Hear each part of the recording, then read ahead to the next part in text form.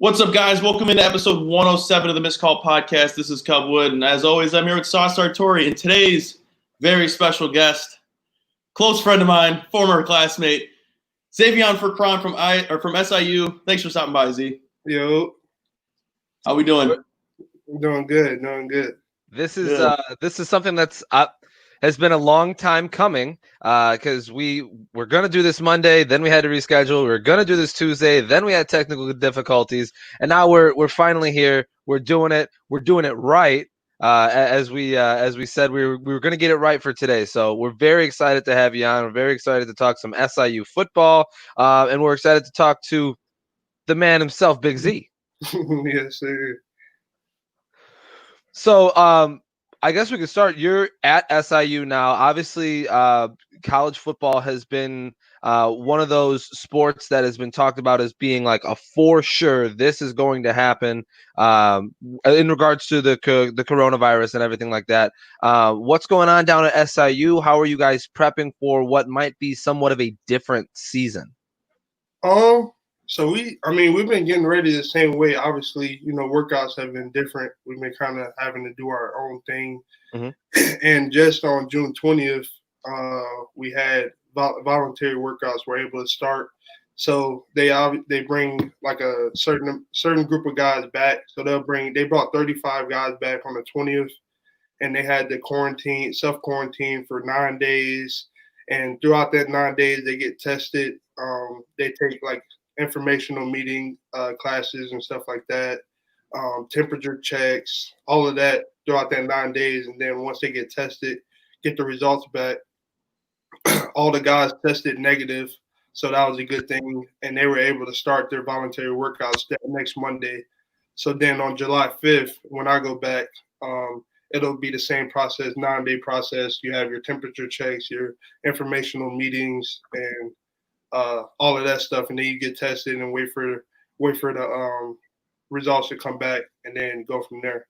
Are you scared to get the test through your nose? They said it hurts. They definitely said it hurts, so I'm a little nervous. Last week we had Diamond Shields on, and she got it done twice, one in both nostrils. Why they do it in both nostrils? They be taking brain samples. They did. She was crying. Yeah, all my teammates, I saw they was posting videos on their Snapchat like of them crying and stuff. I'm like, yeah, I don't know if I'm ready for that. It does not look fun. Yeah. No. But hey, it's for the love of the game. Am I right? Yeah, definitely. There you go. I think it's say again. They talking about like. I know NFL guys are saying they're gonna have to do it like before, like every practice. Yeah. Ooh. Yeah, I know. Ooh. That's crazy. But like, football is a game that requires you to have, especially on the offensive line, it requires you to have some serious study time with a playbook and really prepare yourself in that way. And now you add this extra layer on top of it all, where you're trying to stay as big as you can. Right. You're trying to stay as up to date with the playbook as possible. You're trying to perform your best. And now you're trying to not get coronavirus. Yeah. It adds an interesting layer on top. For you personally, is there anything you've been doing to try to like mitigate all of it and just stay as focused on football as you can? Or is it really not affecting you? Honestly, man, like at the age that I'm at, being a senior going to my 5th year, like, you gotta be able to get your work in, like, by yourself. That right. I mean, at the next level, that's how it's gonna be. Freshmen, it's more worried about the freshmen coming in and their process and how they have to transition. But me, I know the process. I know what we do. I know, what's going on, the workouts. I know what I need to do to keep my body, how I need to keep it. So right. For me, it hasn't been bad. Honestly, it's just getting in the weight room, but I mean, I've been getting a lot of position work in, just, staying on the push-ups, hitting the jump rope, and when I'm not in the weight room. But, I just went home and I was up at Rudy's getting it in. So, Shout out Rudy's real quick. Yeah, shout out. Yeah, shout out Rudy's for real. Shout out Rudy's for real. But, I mean, that's a big thing because I'm a weight room junkie. So, like, not being in the weight room was the hardest thing for me. But I could still get my work in, watching film. We got film on our phone. We can pull it up and watch film like that. So, it ain't been too bad. How awful are at-home workouts? They're bad. Yeah, yeah. I mean, because our coach would send us stuff. When quarantine first started, he would send us like workouts to do and different stuff like that, and you can take it and tweak it how you want to. So I would do that. Like I would just look at it and make my own thing, and then add to it if I wanted to, you know. Or like one day I had some dumbbells laying around. I would hit arms or leg day and just try to switch it up like that. So How creative? Go ahead, Cub. It's not enjoyable whatsoever. I mean, it's decent because another passion of mine is like obviously as I get going, like I said, I like being in the weight room and I like working out, and strength coaching is something that I've looked into. So kind of during this process, I kind of try to use it to help me, when he sends the workout, kind of makes the workouts how I want to kind of work on it and see, like if I was a strength coach, how would I do it for the players? So kind of look at it in that aspect to kind of take it like that. So it ain't been too bad, but it's definitely more difficult because, obviously I'm not a strength coach and I don't know all the, ins and outs of what's going on and what we're doing. So how creative did you have to get when you were doing at-home workouts? Like, what was the thing? Did you pull something out of the closet where you're like, I guess I'll lift this? Like, I saw a lot of guys with the like the 5-gallon water jugs doing curls or overhead pro, whatever it was. How creative did you have to get? Not too creative, because you'd be surprised on how much body weight stuff you can do. That's true. Like, good work. So like I said, my coach would send us stuff and it would be body weight stuff. If we had dumbbells or kettlebells, we can add to it. But like it was some body weight stuff that you still get the same work. You just don't got the weight. You know what I'm saying? So right. So you talk about being a weight room junkie, and you hold the SIU O-line record for a squat at 800 pounds, which I couldn't even imagine what 800 pounds feels like on your neck. That just seems crazy to me. But you did it, and you're the second person, or maybe the second athlete in school history at SIU to bench 500 pounds. Now, this is more of a Joliet-centric question, but how vital is eating at Mr. Sub in achieving those weightlifting goals? Hey, them buffalo chicken cheese fries. Right. Hey, them buffalo chicken cheese fries get me right. I'm telling you. Yeah, right. Those things, them things, Mac. You know what I mean? Shout out to Rudy's for real. I'm telling you, like lifting in high school, like it wasn't a lot of kids lifting in high school. How I was, how JCA was lifting. Period. So like that really gave me the upper hand going. Coming into SIU, like. When I got here freshman year, like if you would have asked Coach Hill, we had our meeting, and obviously I don't got the deepest voice. So obviously the freshmen, when we get there, we got to introduce ourselves. So we introduce ourselves, and I'm probably like the third guy. So everybody's going, and then it gets to me. I'm like, yeah, I'm Ze'Veyon. I play at the time I played D-line, so I'm like, I'm Ze'Veyon. I play defensive line. And from Joliet Catholic, and the whole team started laughing because like as soon as I opened my mouth, they were laughing at how my voice was. So I was like, and then coach was like, I wouldn't be laughing because he's the strongest guy in the room, and that was my freshman year. You know what I'm saying? So it was like subtle flex, no big deal. I knew what time it was because like that's just how going to Joliet Catholic, going to Rudy's, I knew the tradition we had and what I was capable of, especially in the weight room. And you talk about tradition and playing at JCA. I mean, that's a circuit of football here in the northern part of Illinois. That Catholic League football that is crazy, and it pumps out great athletes all the time. And you got JCA and Providence in the Joliet area alone. And your offensive line, was it you? It was our buddy Tyler Witt. I think Ricky Fleming was on that line with you as well, correct? Ricky played center? Uh-huh. Okay. Yeah, I lift with, well, I don't lift with his dad, but I lift at his dad's gym, and he's always talking about you and Tyler in that offensive line because you guys were so big and so strong, and you were high schoolers. We had one of the best in the state at that time. Yeah. You had some maulers on that line. I think our average was like 290 in weight. Jesus. Big. Yeah, we was big. That's thick.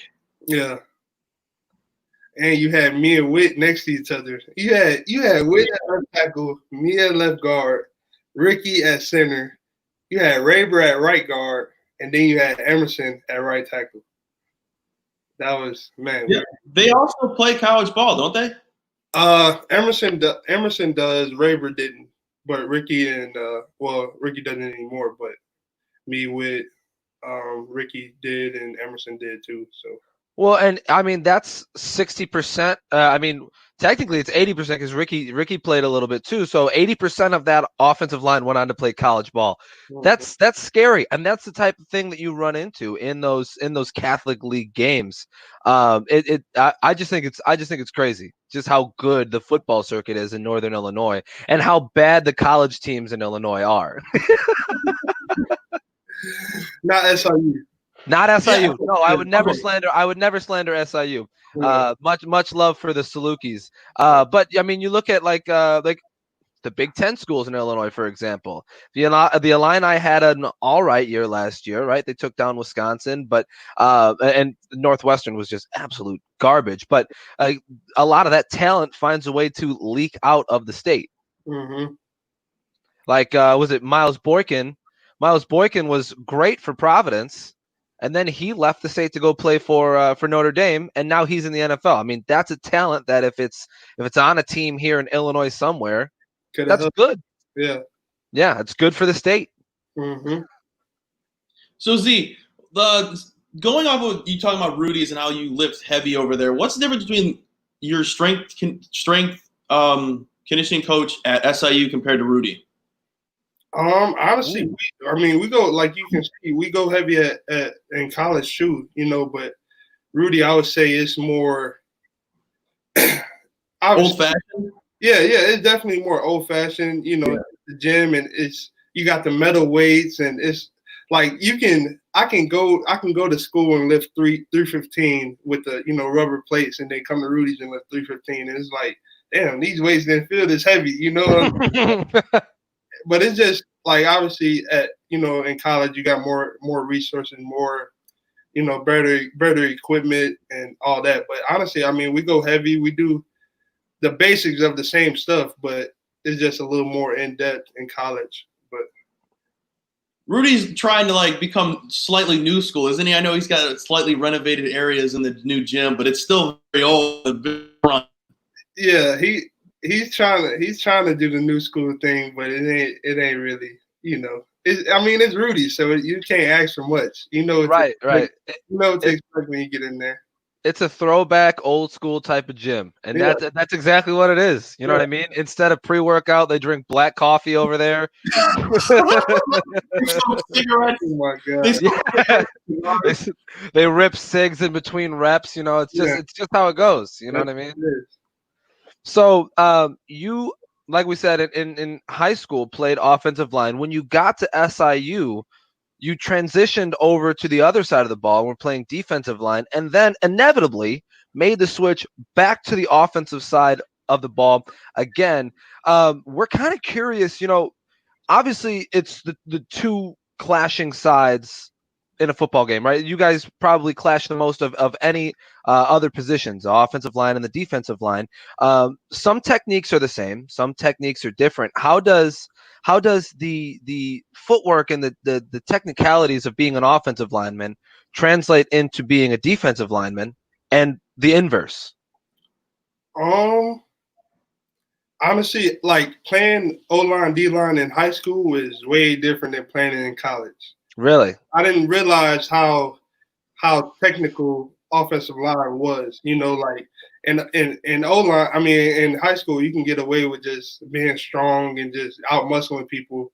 But when it comes to college, you really got to focus on your footwork, your hand placement, like all of that stuff matters. Like, cause like I said, in high school, you were able to get away with just, out muscling guys and not necessarily having a good footwork. But you get in college, if your footwork not bad to start to play, I mean, if it's not good to start to play, you kind of you're already behind. So, and these D linemen, you going against grown men who just as good as at their craft as you are at yours. So you definitely got to be more in tune with what's going on in college, as far as footwork and everything like that. Do you know who has really slept on footwork, Z? Who? The guy right here. Oh Jesus! Oh no! We're doing this shit again. We're gonna do this shit again. Hold on. Let me tell you something. let me tell you something. This man's first step is so damn fast that it's his second step. This man beat Tyler on a one-on-one. I saw the videos. Yeah. Hey, This man, Western Kentucky's finest offensive lineman, and Tyler gave up a sack to the safety, which was me. He should have had it. That's his fault. Hey, if I was at left guard and we was at left tackle, none of that would be happening. I would have 2 blown ACLs. Hey, and y'all can line up wherever y'all want to. Y'all not getting past me and Whit. Well, here's the thing. I have the controls, so I'll turn off offsides and I'll just be right next to the quarterback as soon as he comes. He's gonna turn down. He's gonna play with the sliders. Boom! You better believe. Now you gotta cheat. No, but we have been interested. I would say that's the right word to use. We've been very interested in learning the intricacies of playing offensive line, right? Because in the grand scheme of football, everybody's always worried about the skill players. So much so that we've decided that those players should be called skill players and other people should just be not skilled players. I don't know where that terminology came from, but the offensive line requires so much just focus on the fine motor skills, right? Your hand placement, your footwork, making sure you're in those right positions. I'll ask the question one more time, but like when you're in that role of offensive line and then you're forced to switch to the other sides, maybe a better way to ask it would be, what did you learn during that process of going O-line, D-line, O-line, that you maybe unlocked it the second time you got back to offensive line, where you're like, now I get that, and now I understand how to adjust to it, how to stop it, etc. The biggest thing for me was, like I was good at defensive line, so I knew when I switched to O-line, like I really act like I was going up against myself, like every time, and I know what I would do as a D lineman in certain situations, and I would think, like I said, O-line in high school or O-line in college is different. So I kind of had to learn a lot more for O-line. But to help me, I kind of would think of what I would do, as a D-lineman, what I would do, and then as an O-lineman to try to stop that move. Or I feel like that was the biggest thing that helped me, knowing, as D-lineman, what we're taught to do, what the different techniques that we're taught to use, if an O-lineman does this. So I would try to counteract that or do different things. And I think that played a major part in my success.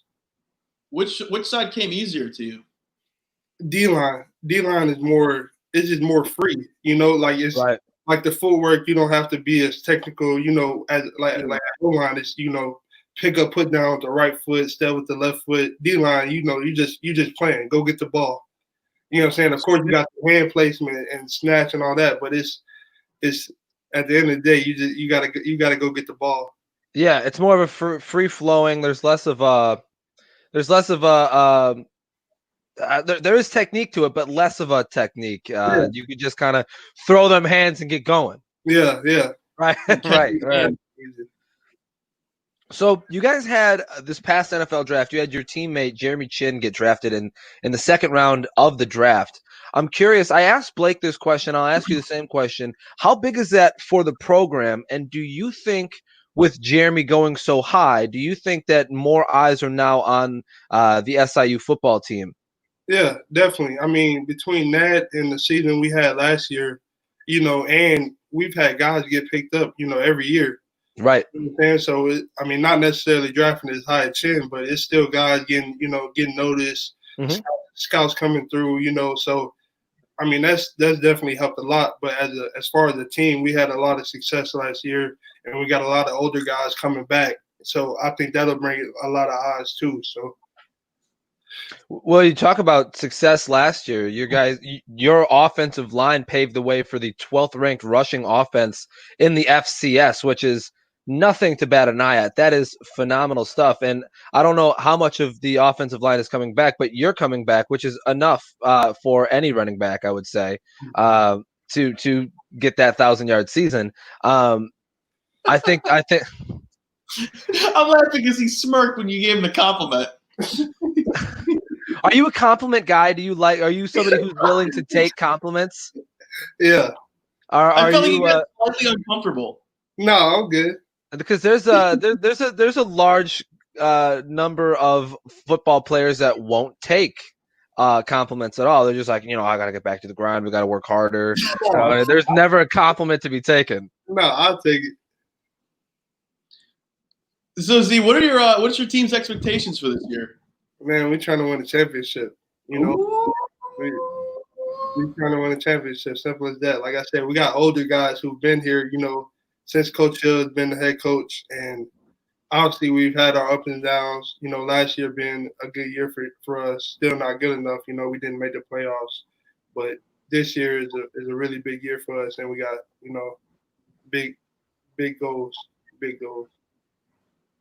Yeah, and that's the way to play the game. That's the way to play the game. You know what I mean?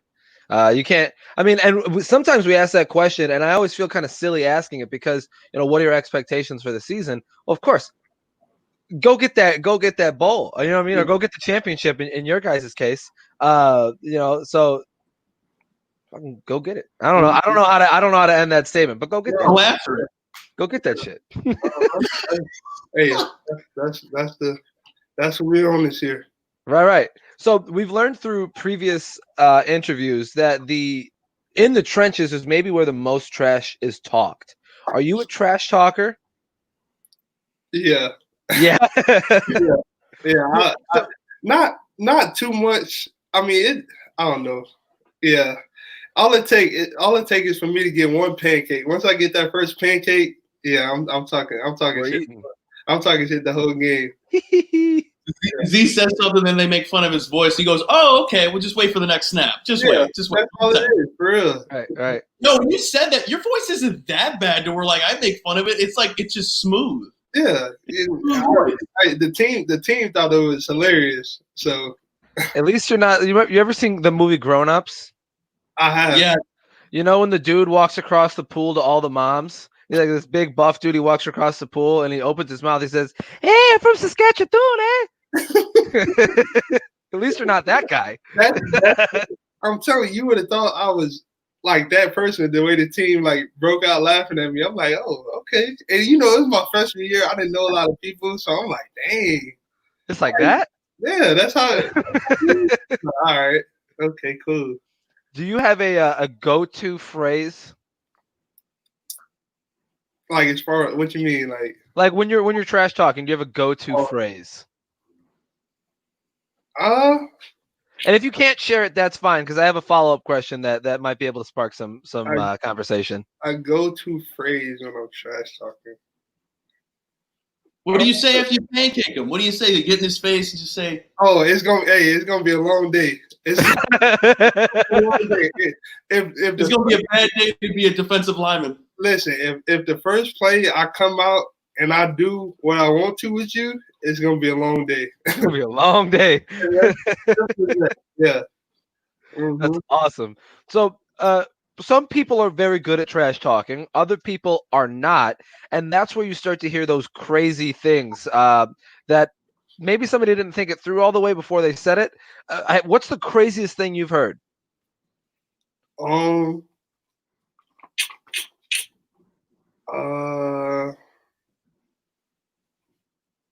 Man. Because I know there are definitely some situations that play out where, like, I mean, somebody says some dumb shit like, "I'm gonna eat your ass all game." You know what I mean? They're like, "Wait a minute, you didn't think that out." Honestly, I think I was talking shit, and like somebody said something about my voice. I think it was like, "You sound like a girl" or something. Like, basically just saying how high my voice was. I was like, "Oh, yeah." but then Rude. pancake, and then it's over. You're like, yeah. And And it's gonna be a long day. it's gonna be a long It's gonna be a long day. Simple as that. You can say what you want, but I'm telling you, it's gonna be a long day, and you're gonna feel me the whole game. You know what I'm saying? So Without a doubt. yeah, Z, next time you get a pancake, just be like, it's a bad day to be you today. It's gonna be a bad day to be a defensive lineman. I got you. Yes. And I'm I'll hear like, it on mic'd up. listen, when I do it, I'm record the video and send it to you. All right, he's got the GoPro on the helmet. He's mic'd up. He's mic'd Yeah, up. he's got the mic up. Yeah. Hey, they started doing that I think that was fall camp. They would do. I don't know. They ain't did it to no linemen yet. They do it to like all the pretty boys because they don't hit a lot. So, but Okay. they would do like mic'd up on different players. I think they did Bryce or Chin, different players. So They got a mic up Blake. Forget him, Z. for real, yeah. They can leave that to the pretty boys. The reason why we like offensive defensive linemen is because they don't get enough respect. The thick boys don't get enough respect. And we have Thick Athletes Month, and then we have the thick commandments.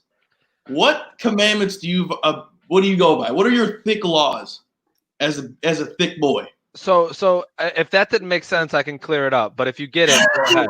No, go ahead. Clear it up. Okay, so like Cub said, we agree that that linemen, big boys in general, don't get the love that they deserve, whether it's on the media, on podcasts, etc. So we like to provide a platform there.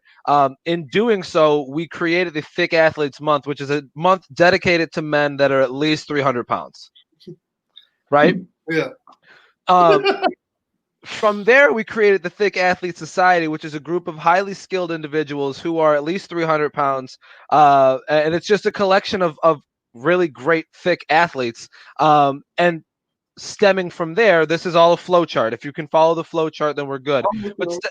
But stemming from there, we have the big man commandments, or the thick the thick commandments, essentially. So for me, some of the things that I added to that list were in the winter, you cannot wear more than 2 layers, right? You can do a coat and a shirt. You can do a shirt and a sweatshirt, but no more than that. Yeah. Hats, no go. No hats? Maybe it's a me thing. No, but this is why we have these conversations. This is why we have those conversations. No gloves. You can't do gloves. Yeah, no gloves. No gloves. And I feel like everybody needs. Go ahead, Cub. The beanie. If you're gonna wear a beanie, it's got to be like this on your head, and it can't match anything you wear. See, I'm not a beanie dude. You know, I just give me a nice little something to cover the ears a little bit. You know. I got you. But something to cover the ears just a little bit. So we're curious if you have anything that we should add to the thick commandments. Like something that, as a big guy, inherently you have to do it. You have to do it. I mean, you gotta.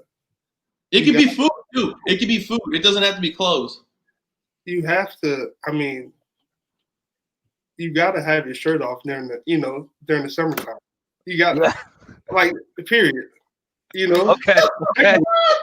Everywhere. If you're not in a place of business, you gotta have your shirt off. Okay. If you're going out to check the mailbox, take your shirt off. 100%. 100%. Put some shorts on, but take your shirt off. If you have on a shirt and you're going to check the mailbox, take it off. Come on, take your shirt off. Come on, take your shirt off. I'm not doing that right here. This is my podcast. See, take your shirt off. Let's go. Let's take your shirt off. No. Take your shirt off. Oh. Shirts off. This has just become a shirtless podcast. Yes. Podcast. Yes. Let's go. I don't know. I don't know if we're. I mean, here we are. Here it is. I'm gonna have to censor this. We're doing it. Okay. Now that we're here at this point in the podcast, if you're just listening, all of us just took our shirts off. So there's that visual for you. Z, we have a few friends in common, namely Tyler Witt and Blake Parsich. If all three of you were locked in a room, who comes out alive and why? Blake. Blake is just crazy. Blake. Yes, he is. Blake comes out alive. I don't know how, but he's gonna find a way. I mean, I'm gonna put up a fight, but Blake, I don't know. Blake, he gonna find a way, and Blake is just crazy, and he'll think of something, and he'll be out. Well, so in this scenario, I would assume then that Tyler's the first to go. Yeah. Where's the first to go? Wow, too much of a softie or what? No, I mean he just. All I gotta do is I just gotta tickle Wit, and Wit'll be. I just tickle Wit, and Wit'll be done, and then Blake. I can tickle Blake too. I don't know. I may try to get him, but Blake crazy, so he may try to get up out of there. I think we need to set this up. This is perfect content. This would be is this what are they called? The escape rooms or whatever? Yeah, I was gonna say put them in the escape room, but like until one of them's like until two of them are on the floor. Last man standing. Man. To the death. There's no clues at all. You just have to like manhandle each other until somebody stands. No, it's like one of those psycho rooms where it's all on the walls. Oh yeah. The isolation rooms. Yeah, the isolation rooms, all padding, and then last one standing. All right, Z, this is a question that we'll wrap up on because it's a very important question to me. My podcast name, I go by Sauce for a reason. It's because I'm a connoisseur of pizza. So I'm curious, being a guy from the Chicagoland area, what is your favorite pie? Like pizza pie? Ooh.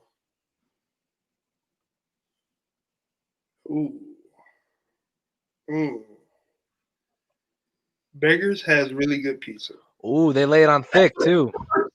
Beggars has really good pizza. I've never had Beggars. Never had Beggars? What are you doing? What are you doing? Add that to the thick commandments. You have to like Beggars. You gotta get Beggars. Come on now. All right, we'll write it down. I'm writing it down as we speak on the slab of stone that I keep in my room with the thick commandments on it. I'm writing it down as we speak. You chisel it down. No, Beggars is up there. Obviously Giordano's, but yeah, them up there. Are you a Lou Malnati's guy or a Giordano's guy? He said Giordano's. Yeah, I'm gonna say Giordano's. I just had to bring it up to his attention. I had to bring it up to his mind in case he was like, "Oh, my bad, I forgot." Yeah, what, you a Lou Malnati's guy? I'm a Lou Malnati's guy all the way, man. It's that butter crust, you know what I mean? That butter crust. I forgot the name of the place, but it's a place downtown where they have it's a pizza. Chicago Pizza and Oven Grinders? What is it called? Chicago Pizza and Oven Grinders? That may be, but it's like the pizza, like the wait was like 2 hours. I know that. And that's it. The pie. The pie. Yeah. And it's in like this little room, and no, you can barely fit in the booth. That was good too. That was good. But Chicago Pizza and Oven Grinders. Yeah, we went up there. I went up there with my family. We had to wait like 2 hours to eat. I was like, dang, I hope it's good. But we got in there and it was good. So that's awesome. That's awesome. All right, so. Here's the last thing. We've had this interview, which you haven't really known what the purpose of this interview was, but this has been an interview for the Thick Athletes Society. Son, we'd like to offer you a membership into the society. A membership? Membership into the Thick Athletes Society. What that means, we're not sure, but you're a part of it if you want to be. You just have to know that Ted Larson, NFL veteran Ted Larson, is your king, and you have to respect him as your king. That is our president. He's the prez. I am honored to have the opportunity, and I will be more than happy to be a part. Let's go for the brand, and the crew just keeps getting deeper. All right, so when we redo the intro, when we do the intro after this is all said and done, we'll make sure to add and member of the Thick Athletes Society. Yes, sir. Awesome stuff, man. Well, Z, thank you so much for stopping by. Thank you so much for giving us so much of your time. We appreciate it. Thanks for dealing with all of our rescheduling needs. We appreciate it more than you know. Welcome to the Thick Athletes Society, and thank you for coming on the Missed Call Podcast. Yes, sir. Appreciate y'all boys, man. Have a good one, Z. All right, fellas. And I'm ending the broadcast. And we're good. See you. That was awesome. See I can't believe you got him to take his shirt off. That was so weird. Are you happy or not happy? I'm not. I'm indifferent. I'm so indifferent. I'm like, if you do it, he'll do it. That was my plan. Oh shit, he came back. What up, Z? My bad. No, you're good. Is everything good? Yeah. All right. Should I Took our fucking shirts off. Should I leave? No, you can. No, you can yeah. stay. We can talk. Whatever you want to do. Oh, We're not. You still live? No, It said it ended. Oh, yeah, we are. Us, turn it off.